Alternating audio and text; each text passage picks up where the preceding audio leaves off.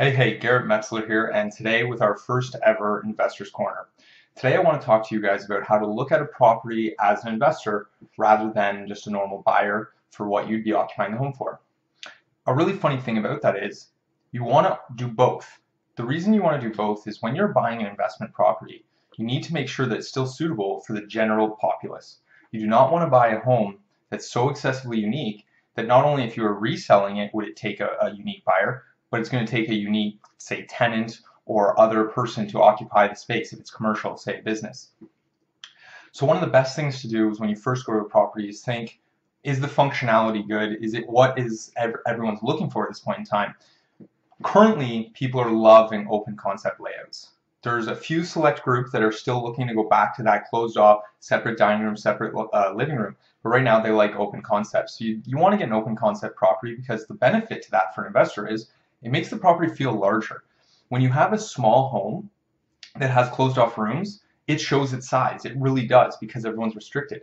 But when someone walks into an open space, they feel like they have a lot more space to work with. So that's one of the first things you want to look for, usually an open concept. Parking. If you can find a property that's one-car garage with two parking after the garage, that's perfect. Try to avoid one and one. Most people don't use their garage, and most people that would say be renting from you as tenants are going to have two cars. So always try to stick to the two after the garage. Now, if you're looking into larger properties, which I'll be honest, I don't necessarily advise because rent doesn't go up linearly, it starts teetering off. Go for a double garage with, again, try to get four after the garage. It makes resale better and it makes the renting process easier because someone's got a lot more space for, say, two big trucks. Now you've considered the layout, you've considered the parking. What else do you want to look for? It's the same as if you were buying it. Location, location, location. But here's the difference. Make it as close as possible to grocery stores for the fact that there may be a family member that would like to walk to the grocery store. It makes it really convenient. Or even better, try to be near our local GO station or as close to transit as possible. It really helps in the renting process when you can say to someone, hey, there's a bus stop not a block away from my property. On top of that, you want to make sure that the prices in the neighborhood are conclusive with what you're willing to spend.